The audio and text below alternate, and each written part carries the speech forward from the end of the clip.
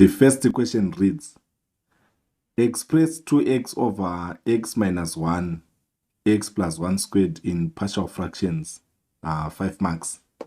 Right. So when expressing a single fraction into partial fraction, the first thing to do is you compare the highest power of the numerator with the highest power of the denominator. Sometimes long division needs to be carried out before you create an identity. So if the highest power of x below is equal or lower than the highest power of x above, you carry out long division before you create an identity. I hope you are following. So if we expand the brackets, x minus 1 with x plus 1 squared, you can notice that the highest power is x cubed, of which x cubed is not a factor of 2x. So there is no need for you to carry out long division in this case. Therefore, you can proceed to the identity. Right. X minus 1 is a linear factor. Since it is a linear factor, you simply put a, then you divide a with x minus 1. Then x plus 2 squared is a repeated factor. So repeated factor is written twice. You start by writing b, then you divide b with x plus 1 without squared, then you write c, then you divide c with x plus 1 squared. So this is how you present the repeated factor. You write it twice. Right, so after that, you are now saying x minus 1, which is the denominator, is going to divide the LCM on our left side to get the brackets or the bracket which multiplies a. So x minus 1 and x minus 1 on the left, they cancel off each other, leaving you with x plus 1 squared. So I'm going to write x plus 1 squared in front of a. I hope you are following. Then you write letter b. You do the same. Under b, we have x plus 1, right? So x plus 1 is going to divide this LCM on our left side. The outcome is representing the brackets which multiplies b. So you can notice that x plus 1 into x plus 1 squared, you get x plus 1 and x minus 1. So in front of b, you put x minus 1 and x plus 1. We move on to c. Under c, we have x plus 1 squared. So x plus 1 squared, it cancels off with x plus 1 squared on the left. You will be left out with x minus 1. So you put x minus 1 on c. Then equate everything with 2x, which is your numerator. I hope you are following class. Right.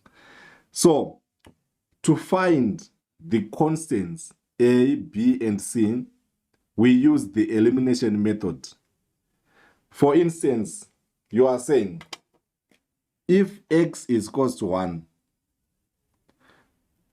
it means we create a 0 on x minus 1 and eliminate b. We also create a 0 on x minus 1 so as to eliminate c. So when x is 1, you'll be able to find a, whilst b and c become 0. So you are going to write a, then you put open bracket, 1 plus 1 squared is equals to 2, open bracket, then you put 1 on x. So 1 plus 1 is 2, 2 squared, you get 4. So here you write 4a is equals to 2, then divide both sides by 4. I hope you are following. Therefore, a is going to be represented by 1 over 2. Right. Then we need to find another value of x to eliminate 2 letters. we can make use of x is equals to minus 1. X plus 1 squared becomes 0. X plus 1 becomes 0. So when x is minus 1, it enables you to find c. So you are going to write c, you put open bracket.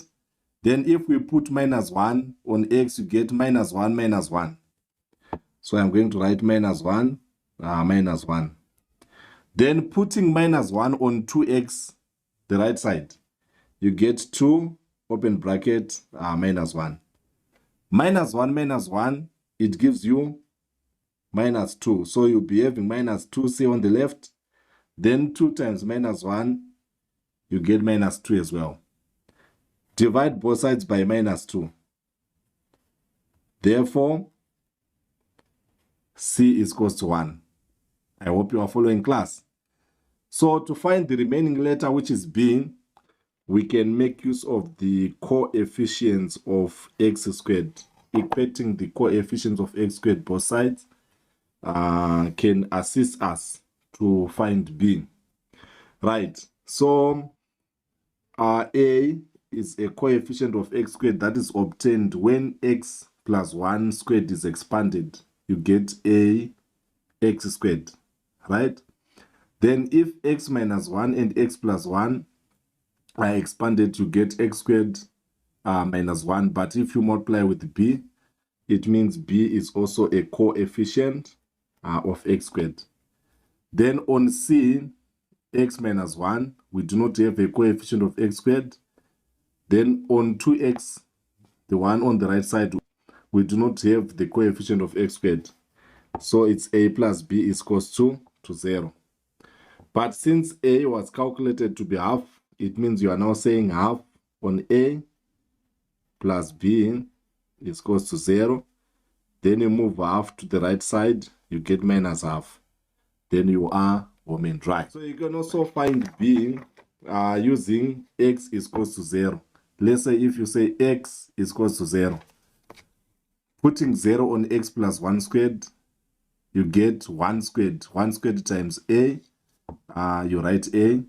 Then if you put 0 on x minus 1, you get minus 1. If you put 0 on x plus 1, you get 1. So 1 times minus 1 times b, it gives you minus b. Then if you put 0 on c, you get minus c. If you put 0 on 2x, you get 0. So you can get a minus b minus c. Then you put half on a. C was calculated as 1. You put 1 on c. Then making b the subject, you move b to the right. So half minus 1, you get minus half is equals to b, which is the same answer that you get when you equate the coefficient of x squared. I hope you are listening, class. Right. So now that we have found the values of a, b, and c, we are now substituting the values in the given identity above. So on a, you are putting half, you get half over x minus 1. Then on b, you put minus half, you get minus 1 over 2 divided by x plus 1. Then c is 1, so you write plus 1 over x plus 1 squared, something like this. Right, so the final answer can be obtained by multiplying the denominators. It means you bring down the 2's below. You get 1 over 2 x minus 1 minus 1 over 2 x plus 1 plus 1 over x plus 1 squared. Then this is your final answer. You are home and dry. So this is how you're supposed to answer the first part of the question. If the question was 2x cubed divided by x minus 1 x plus 1 squared, then you attack it by creating this identity a, x minus 1 plus b, x plus 1 plus c, x plus 1 squared. You are going to be marked wrong. Why? Because you have created the identity without comparing the powers of the numerator with the power of the denominator. In this case, we have x cubed, which is a factor of x cubed. So on this question, you start by expanding these two brackets. Then you carry out long division first before you create the identity. I hope you are following. So what you need to do, you are saying x minus 1, which is your denominator. Then you expand this, you get x squared plus 2x plus 1, something like this. Then x times x squared, you get x cubed. X times 2x, you get 2x squared. X times 1, you get plus x. Minus 1 times x squared, you get minus x squared. Here you get minus 2x, then you get minus 1. Then collecting the like terms, you are saying 2x plus x, it gives you 3x, right? Then you have minus 2x here, minus x squared minus 1. So writing in the descending order, you have x cubed minus x squared, then 3x minus 2x, you get plus x, then you write plus 1. So this is going to divide 2x cubed using the long division process. I hope you are following. So you are saying x cubed minus x squared plus x minus 1 divided by 2x cubed plus 0, x squared plus 0x plus 0. So you create these zeros for the alignment of like terms. Then you say x cubed into 2x cubed to get 2. Then you multiply everything with this 2. You get 2x cubed minus 2x squared. Then 2 times x, it's plus 2x. Then 2 times minus 1, you get minus 2. Then you subtract, right? So here you get 0. Here you get 2 x squared. Then here you get minus 2x. Minus and minus, here you get plus 2. Something like this, right? So since x cubed is no longer a factor of 2x squared, it means 2x squared minus 2x plus 2 denotes what you call your remainder. So you are simply saying this fraction can be written as 2 plus 2x squared minus 2x plus 1, which is your remainder, divided by x minus 1, x plus 1 squared. So you then carry out partial fraction using this single fraction. Then the answer that you get, you add it with the 2. I hope you are following. So this is how you attack a question where the powers of the numerator and the denominator are equal, or if the power of the numerator is greater than the power of the denominator. You don't rush in creating the identity, but you start by carrying out the long division. I hope you are following, class. Right. So you may encounter a question which proceeds with part B, where you'll be required to integrate the fraction that you have made partial in part A, right? So when attacking this question, you first of all substitute the single fraction with the answer that you got in part A. I hope you are following. So in part A, we got this solution. You use the first one before bringing the tools below. So you integrate this from 0 to 2, then dx. Something like this. I hope you are following, class. So how do you integrate inverse functions? You start by writing the numerator as it is. The numerator is half. Then divide this half with the derivative of the denominator. Our denominator is x minus 1. Derivative of x is 1. Derivative of minus 1 is 0. Then you put ln modulus x minus 1. Then you move on to the next one. You are going to write minus half. You divide this negative half with the derivative of the denominator x plus 1. Derivative of x is 1. Derivative of 1 is 0. Then you put ln modulus x plus 1. I hope you are following. Then to integrate inverse fraction where the power is 2, we don't use ln. But you first of all convert this fraction into inverse using the laws of indices. You get x plus 1 to the power of minus 2. So to integrate this, you add 1 on the negative 2. So you get x plus 1 minus 2 plus 1.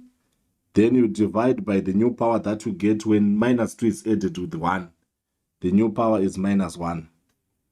You multiply by the derivative of the terms inside the bracket. I hope you are following. So you get plus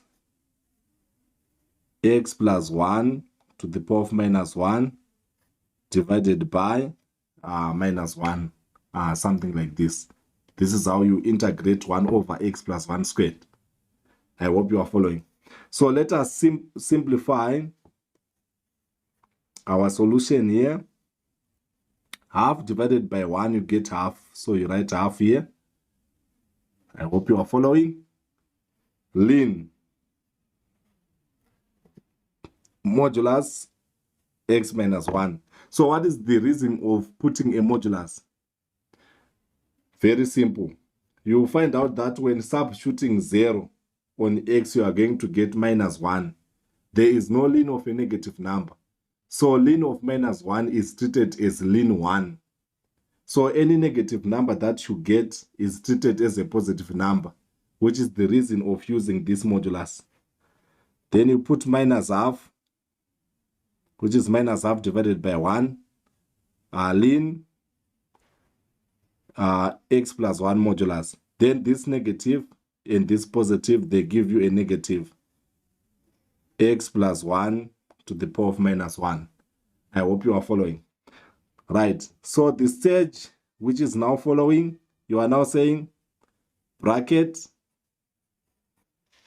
minus bracket. In the first bracket, we are substituting 2 on x. In the second bracket, we are substituting 0 on x. I hope you are following.